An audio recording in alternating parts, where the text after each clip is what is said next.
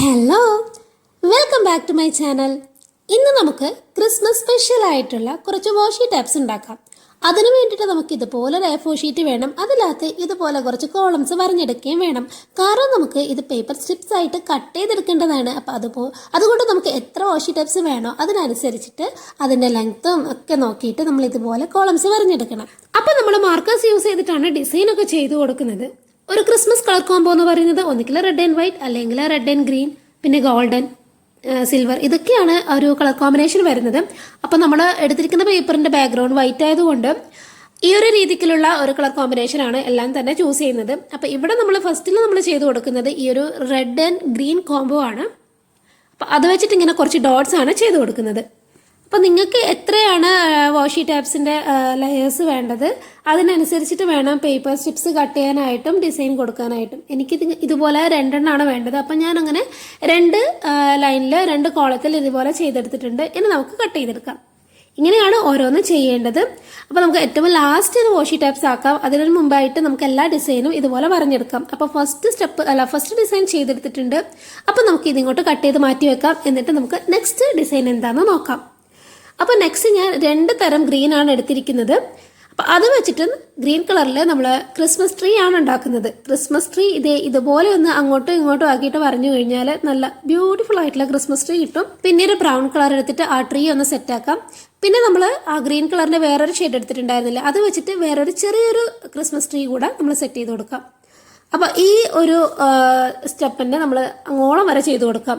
ആ വലിയൊരു Christmas tree, പിന്നെ ഒരു ചെറിയൊരു ക്രിസ്മസ് ട്രീ, ഇങ്ങനെ നമ്മൾ അങ്ങോളം വരെ ചെയ്തെടുക്കാം. ഇങ്ങനെ അങ്ങോട്ടും ഇങ്ങോട്ടും ആക്കുക മാത്രമേ വേണ്ടൂ. പിന്നെ ഒരു തിക്നെസ് കൂടെ ചെയ്ത് കൊടുത്താൽ മതി. അപ്പോൾ നമുക്ക് ബ്യൂട്ടിഫുൾ ആയിട്ടുള്ള ക്രിസ്മസ് ട്രീ കിട്ടും. ഇനി നമ്മൾ ചെറിയൊരു സ്നോ എഫക്റ്റ് കിട്ടാൻ വേണ്ടിയിട്ട് ഒരു സിൽവർ കളർ വെച്ചിട്ട് ചെറിയൊരു ഡോട്ട് പോലെ കൊടുത്തിട്ടുണ്ടായിരുന്നു. സിൽവർ അല്ല, ഒരു ആഷ് കളർ എടുത്തിട്ട് ഒരു ഡോട്ട് പോലെ കൊടുത്തിട്ടുണ്ട്. പിന്നെ ട്രീയുടെ കൂടെ ഒരു സ്റ്റാർ ഫീൽ കിട്ടാൻ വേണ്ടിയിട്ട് റെഡ് കളറിൽ ഒരു ഡോട്ട് പോലെ ഇങ്ങനെ മുകളിലായിട്ട് കൊടുത്തു. അതിനുശേഷമാണ് ഒരു ആഷ് കളർ എടുത്തിട്ട് നമ്മളൊരു വാട്ടർമാർക്ക് പോലെയാണ് തോന്നുക, എങ്കിലും നമുക്ക് മൊത്തത്തിൽ കണ്ടുവരുമ്പോൾ ഒരു സ്നോ എഫക്റ്റ് ഫീൽ ചെയ്യും. അപ്പോൾ അതങ്ങനെ ചെയ്യുന്നത് കാണിച്ചു തരാം. ഈ ഒരു കളറാണ് എടുത്തിരിക്കുന്നത്. ഇത് വെച്ചിട്ട് നമ്മൾ ഇങ്ങനെ ഒന്ന് ഡോട്ട് ഇട്ട് കൊടുത്താൽ മതി. ശരിക്കും ഒരു എന്താ പറയുക, നമ്മളൊരു വെള്ളമൊക്കെ നനഞ്ഞൊരു എഫക്റ്റാണ് ഉണ്ടാവുക ചെയ്തെടുക്കുമ്പോൾ. പിന്നെ നമുക്ക് മൊത്തത്തിൽ കാണുമ്പോൾ ഒരു സ്നോ ഫീൽ കിട്ടുന്നുണ്ട്. അപ്പോൾ എനിക്കിത് ഭയങ്കരമായിട്ട് ഇഷ്ടമായി ഈ ഒരു കളറ്. പൊതുവേ യൂസ് ചെയ്യാതെ വെച്ചിരുന്നതാണ്. അപ്പോൾ ഇതിന് ഇങ്ങനെ ചെയ്ത് കൊടുത്തപ്പോൾ നല്ല ഭംഗിയായിട്ട് തോന്നി.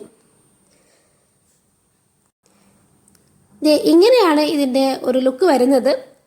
അപ്പോൾ ഇത് നമുക്ക് കട്ട് ചെയ്ത് മാറ്റി വെക്കാം. ഇനി നമ്മുടെ മൂന്നാമത്തെ ഡിസൈൻ എന്താണെന്ന് നോക്കാം. അപ്പം അതൊരു സിമ്പിൾ ഡിസൈനാണ്. ക്രിസ്മസ് ബോളാണ് നമ്മൾ ചെയ്തെടുക്കാൻ വേണ്ടി പോകുന്നത്. ഒരു റെഡ് കളർ, പിന്നെ ഒരു ഗ്രീൻ കളർ.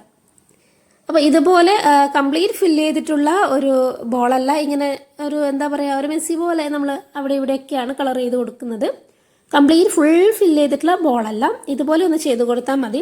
എന്നിട്ട് ആ മുകളിൽ ഇതുപോലെ ഒരു ഗോൾഡൻ കളർ ആണെങ്കിൽ ഏറ്റവും ബെസ്റ്റ്. ഇതുപോലെ മുകളിലും ഇങ്ങനെ ഒന്ന് ഹുക്ക് നമ്മളിങ്ങനെ ഹാങ് ചെയ്ത് നിൽക്കുന്ന പോലെ ഒരു ഫീലിന് വേണ്ടിയിട്ട് ഇങ്ങനെ ചെയ്ത് കൊടുക്കാം. പിന്നെ നടുവിൽ അതിന് ശേഷം ഒരു സ്റ്റാറും ചെയ്ത് കൊടുക്കുന്നുണ്ട്. അപ്പോൾ ഈ ഒരു പാറ്റേൺ ആണ് അങ്ങോളം വരെ ചെയ്ത് കൊടുക്കുന്നത്. 2 ബോളും ഒരു സ്റ്റാറും ഇങ്ങനെ നമ്മൾ ചെയ്തെടുത്തിട്ടുണ്ട്.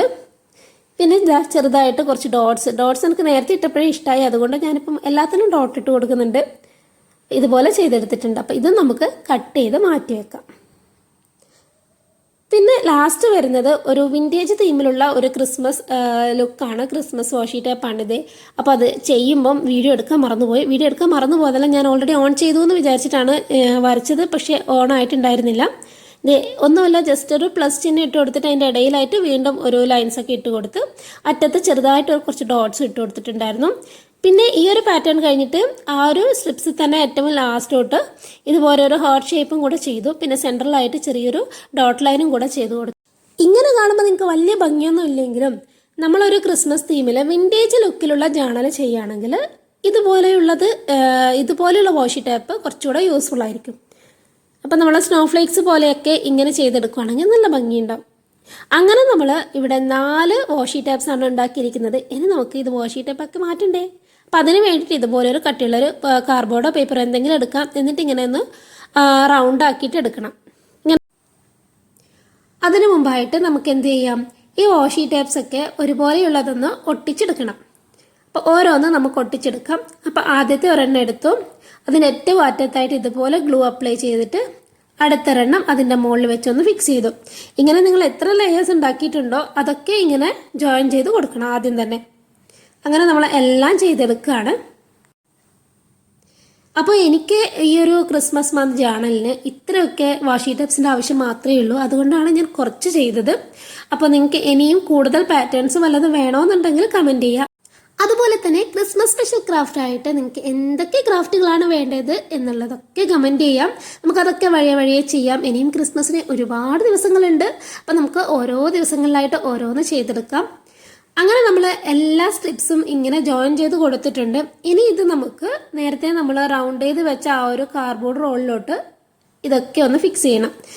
അങ്ങനെ റോള് റെഡി ആയിട്ടുണ്ട്. ഒരു തട്ടിക്കൂട്ട് റോളാണ് ചെയ്തെടുത്തിരിക്കുന്നത്.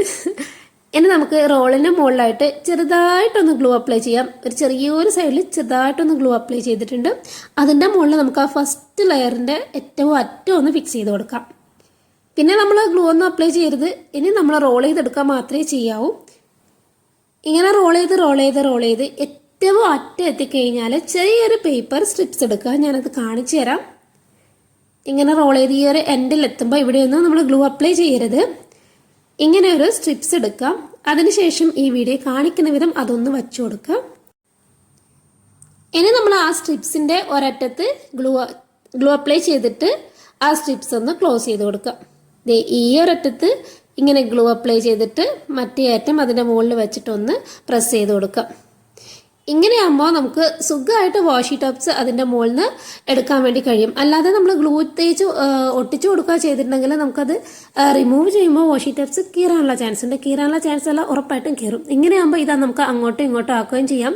നമുക്കിങ്ങനെ വലിച്ചെടുത്ത് കഴിഞ്ഞാൽ വാഷി ടോപ്സ് എടുക്കുകയും ചെയ്യാം. അപ്പോൾ ഇങ്ങനെയാണ് നമ്മൾ വാഷി ടോപ്പ് ഉണ്ടാക്കുന്നത്. ഇങ്ങനെ നമുക്ക് എല്ലാം തന്നെ ഉണ്ടാക്കിയെടുക്കാം.